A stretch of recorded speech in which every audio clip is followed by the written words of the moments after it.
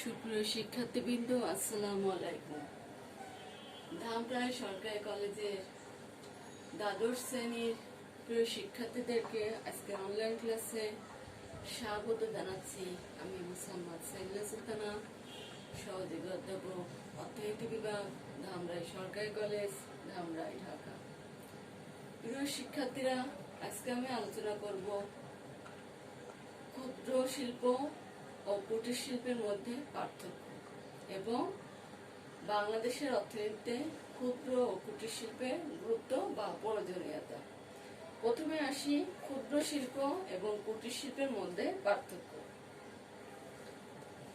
1 নম্বর পার্থক্য হচ্ছে, সাধারণত পারিবারিক মালিকানায় কুটির বা গৃহ অভ্যন্তরে পরিবারের সদস্যদের সহযোগিতায় যে শিল্প পরিচালিত হয় তাকে কুটির শিল্প বলা হয়। অন্যদিকে পারিবারিক মালিকানা ছাড়াও অংশীদারি অথবা সমবায় ভিত্তিক মালিকানায় পরিচালিত শিল্পকে ক্ষুদ্র শিল্প বলা হয়। 2 নম্বর, কুটির শিল্পে ব্যবহৃত পুঁজি প্রায় ক্ষেত্রে পারিবারিক উৎস থেকে আসে, কিন্তু ক্ষুদ্র শিল্প কারখানায় মালিকের অর্থ ছাড়াও বিভিন্ন ঋণদানকারী সংস্থা থেকে শিল্প ঋণ সংগৃহীত হয়। অর্থাৎ কুটির শিল্পের পুঁজি আসে পারিবারিক উৎস থেকে, আর ক্ষুদ্র শিল্পের পুঁজি আসে মালিকের অর্থ ছাড়াও বিভিন্ন ঋণদানকারী প্রতিষ্ঠান থেকে।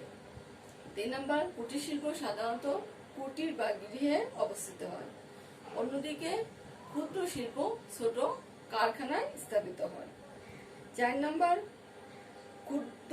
কুটির শিল্পে মোট বিনিয়োগের পরিমাণ সর্বোচ্চ 10 লক্ষ টাকা। অন্যদিকে ক্ষুদ্র শিল্পে স্থায়ী বিনিয়োগের পরিমাণ 75 লক্ষ টাকা থেকে 15 কোটি টাকা পর্যন্ত। 5 নম্বর, কুটির শিল্পে নিয়োজিত শ্রম ও মূলধনের পরিমাণ খুবই কম এবং কুটির শিল্পে সাধারণত গৃহ পরিবেশ বজায় থাকে। অন্যদিকে ক্ষুদ্র শিল্পে মোটামুটিভাবে কারখানার পরিবেশ বিরাজ করে এবং ক্ষুদ্র শিল্পে বেশি শ্রম ও মূলধন নিয়োজিত হয়। 6 নম্বর হচ্ছে, কুটির শিল্পে খুব হালকা যন্ত্রপাতি ও দেশজ কাঁচামাল ব্যবহৃত হয় এবং অনেক ক্ষেত্রে কুটির শিল্পে বিদ্যুৎ ব্যবহৃত হয় না। অন্যদিকে ক্ষুদ্র শিল্পে আধুনিক ও ভারী যন্ত্রপাতি, উন্নত প্রযুক্তি, দেশি বিদেশি কাঁচামাল ও বিদ্যুৎ ব্যবহৃত হয়। 7 নম্বর, কুটির শিল্প অপ্রাতিষ্ঠানিক ঋণ নির্ভর, অর্থাৎ কুটির শিল্প কোন প্রতিষ্ঠান থেকে ঋণ নেয় না, কিন্তু ক্ষুদ্র শিল্পে প্রাতিষ্ঠানিক ঋণ সুবিধা থাকে। 8 নম্বর হচ্ছে, কুটির শিল্পে উন্নত কারিগরি জ্ঞানের তেমন কোনো প্রয়োগ দেখা যায় না, কিন্তু ক্ষুদ্র শিল্পে উন্নত কারিগরি জ্ঞানের প্রয়োগ দেখা যায়। 9 নম্বর, কুটির শিল্পে পরিবারের লোকজন সহ সর্বাধিক 15 জন লোক কাজ করে, কিন্তু ক্ষুদ্র শিল্পে সর্বাধিক 120 জন শ্রমিক কাজ করে। 10 নম্বর, কুটির শিল্পে কর্মসংস্থান এর সুযোগ সীমিত। এখানে সাধারণত যারা কাজ করে তারা ম্যাক্সিমামই হচ্ছে পরিবারের সদস্য। পরিবারের বাইরে থেকে খুব কমই শ্রমিক নিয়োগ দেওয়া হয়। অন্যদিকে ক্ষুদ্র শিল্পে বহিরাগত শ্রমিক নিয়োগ দেওয়া হয়, তাই এখানে কর্মসংস্থানের সুযোগ বেশি। 11 নম্বর হচ্ছে, কুটির শিল্পে সাধারণত বিদ্যুৎ ব্যবহৃত হয় না, তবে ক্ষুদ্র শিল্পে বিদ্যুতের পর্যাপ্ত ব্যবহার হয়। 12 নম্বর হচ্ছে, কুটির শিল্পের আয়তন খুব ছোট। এর সংগঠনও কৃষি সংগঠনের কাছাকাছি, কিন্তু ক্ষুদ্র শিল্পের আয়তন অপেক্ষাকৃত বড় হয়ে থাকে। এর সাংগঠনিক কাঠামো কিছুটা বৃহৎ বা মাঝারি শিল্পের মতো, অর্থাৎ কুটির শিল্পের আয়তন হচ্ছে খুব ছোট, অন্যদিকে ক্ষুদ্র শিল্পের আয়তন কুটির শিল্প অপেক্ষা বড়, কিন্তু বৃহৎ বা মাঝারি শিল্প অপেক্ষা ছোট। 13 নম্বর, অধিকাংশ কুটির শিল্প হলো গ্রাম ভিত্তিক, কিন্তু ক্ষুদ্র শিল্প শহর কেন্দ্রিক হয়ে থাকে। সর্বশেষ 14 নম্বর, বাংলাদেশে হস্তচালিত তাঁত শিল্প, বাঁশ ও বেত শিল্প, কাঠ শিল্প, মিট শিল্প ইত্যাদি হচ্ছে কুটির শিল্পের উদাহরণ। অন্যদিকে হোসিয়ারি শিল্প, খাদ্য প্রক্রিয়াজাতকরণ শিল্প, যানবাহন মেরামত ও সার্ভিসিং শিল্প ইত্যাদি হচ্ছে ক্ষুদ্র শিল্পের উদাহরণ। তাহলে এই সকল পার্থক্যগুলো পর্যালোচনা করলে দেখা যায় যে ক্ষেত্র বিশেষে কুটির শিল্পকে ক্ষুদ্র শিল্পের অন্তর্ভুক্ত করা গেলেও ক্ষুদ্র শিল্পকে কুটির শিল্পে অন্তর্ভুক্ত করা যায় না। অর্থাৎ ক্ষেত্র বিশেষে আমরা কুটির শিল্পকে ক্ষুদ্র শিল্পের অন্তর্ভুক্ত করতে পারি, কিন্তু ক্ষুদ্র শিল্পকে কুটির শিল্পের অন্তর্ভুক্ত করা যায় না। বর্তমান আর্থসামাজিক প্রেক্ষাপটে ক্ষুদ্র ও কুটির শিল্প উভয়ই অধিকতর উপযোগী। মূলত এই দুটি প্রতিষ্ঠান হচ্ছে সমজাতীয়, কিন্তু সূক্ষ্ম বিচার বিশ্লেষণে এদের মধ্যে কিছু পার্থক্য পরিলক্ষিত হয়। তাহলে প্রিয় শিক্ষার্থী, আমরা দেখলাম ক্ষুদ্র শিল্প এবং কুটির শিল্পের মধ্যে পার্থক্য। প্রধান পার্থক্য হচ্ছে কুটির শিল্প হচ্ছে পারিবারিক পরিবেশে পরিচালিত হয়। এখানে যারা কাজ করে তারা ম্যাক্সিমাম হচ্ছে পরিবারের সদস্য। অন্যদিকে কুটির শিল্পে কি হচ্ছে, কুটির শিল্পে পারিবারিক মালিকানা ছাড়াও অংশীদারি বা সমবায় ভিত্তিক মালিকানায় পরিচালিত হয়ে থাকে ক্ষুদ্র শিল্প। অর্থাৎ কুটির শিল্প হচ্ছে পরিবারের সদস্যদের নিয়ে, আর ক্ষুদ্র শিল্প হচ্ছে পরিবারের সদস্যের বাইরেও অংশীদারি বা সমবায় ভিত্তিক মালিকানা থেকেও পরিচালিত হয়। কুটির শিল্পের মূলধন হচ্ছে খুবই কম, ক্ষুদ্র শিল্পের মূলধন কুটির শিল্প অপেক্ষা বেশি। এবার আমরা আসি বাংলাদেশের অর্থনীতিতে ক্ষুদ্র ও কুটির শিল্পের গুরুত্ব বা প্রয়োজনীয়তা। বাংলাদেশের অর্থনীতিতে ক্ষুদ্র শিল্প এবং কুটির শিল্পের গুরুত্ব রয়েছে।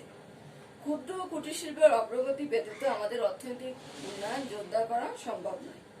জাপানের শিল্প উন্নয়ন মূলত ক্ষুদ্র শিল্পের উপর প্রতিষ্ঠিত। একসময় বাংলাদেশের মসৃণ ছিল বিশ্বজোড়া খ্যাতি, তাই বাংলাদেশের অর্থনীতিতে ক্ষুদ্র ও কুটির শিল্পের গুরুত্ব অপরিসীম।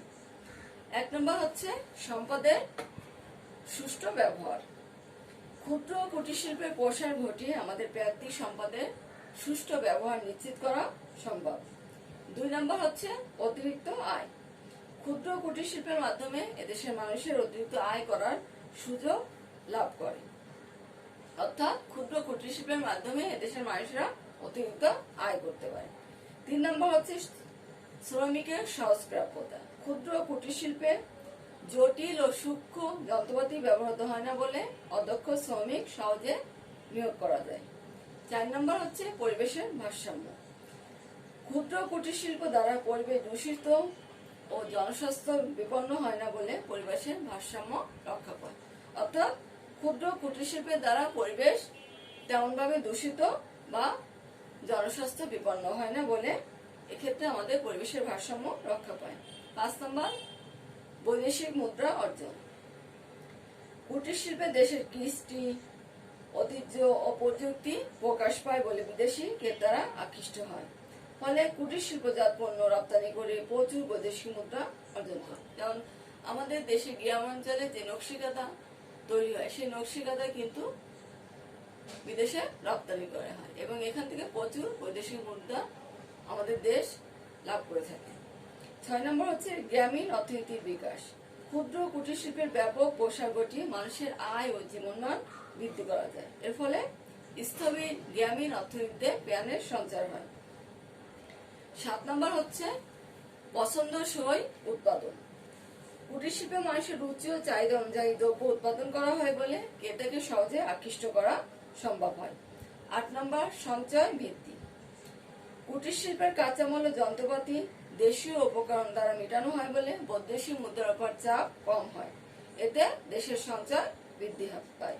অর্থাৎ কুটির শিল্পের কাঁচামাল ও যন্ত্রপাতি হচ্ছে দেশীয় উপকরণ দ্বারা মেটানো হয়, ফলে এগুলো বিদেশ থেকে আমদানি করতে হয় না, ফলে বৈদেশিক মুদ্রা সঞ্চয় করা সম্ভব হয়। 9 নম্বর জীবনযাত্রার মান উন্নয়ন।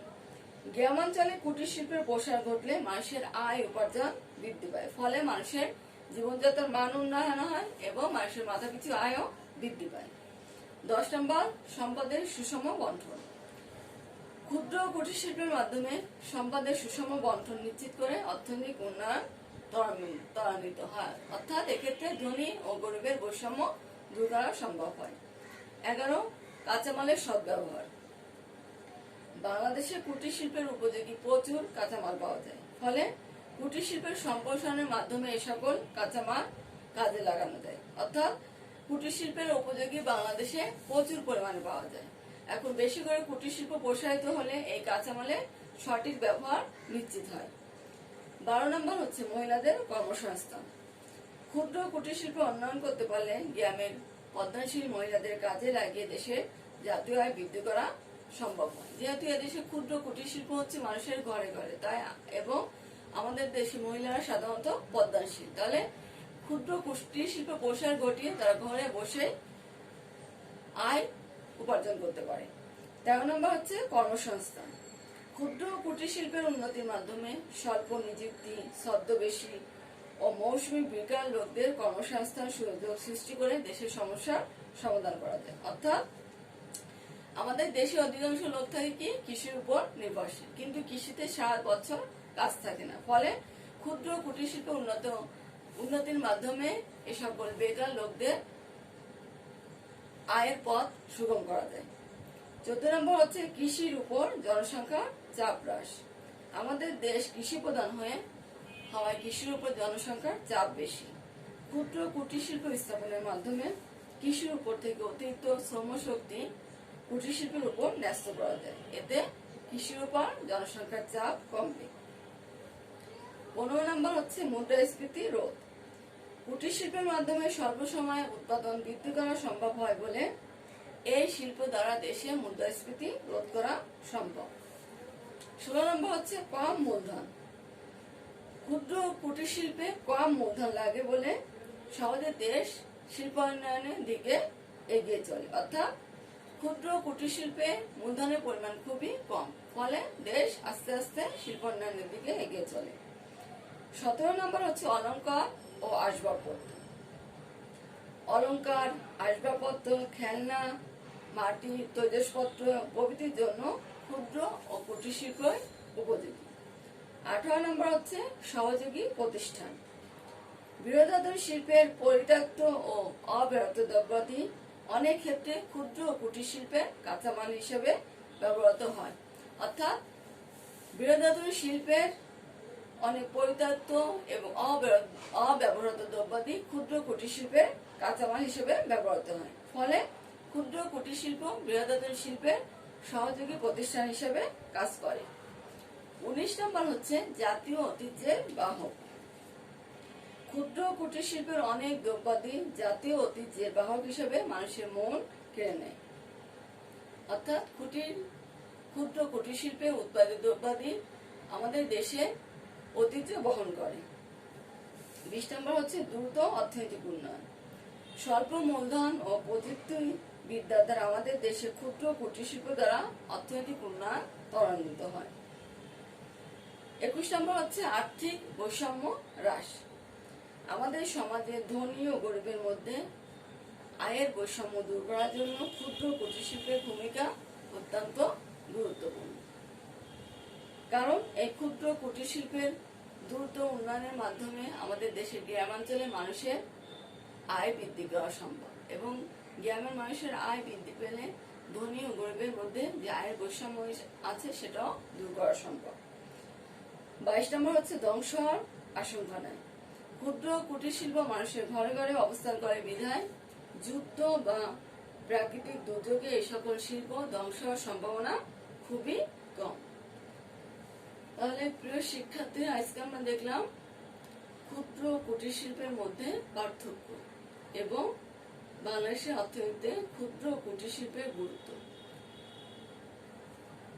বাংলাদেশের গ্রামাঞ্চলের উন্নয়নের জন্য ক্ষুদ্র কুটির শিল্পের ভূমিকা হচ্ছে অত্যন্ত গুরুত্বপূর্ণ। কারণ ক্ষুদ্র কুটির শিল্পের মূলধন খুবই কম লাগে, আর গ্রামের মানুষের মূলধনের পরিমাণ খুবই সীমিত, ফলে তারা অতি সহজে ঘরে ঘরে ক্ষুদ্র কুটির শিল্প গড়ে তুলতে পারে। তাই বাংলাদেশের অর্থনৈতিক উন্নয়নে ক্ষুদ্র কুটির শিল্পের ভূমিকা অপরিহার্য। তাহলে প্রিয় শিক্ষার্থীরা, আজকে এ পর্যন্তই। আল্লাহ হাফেজ।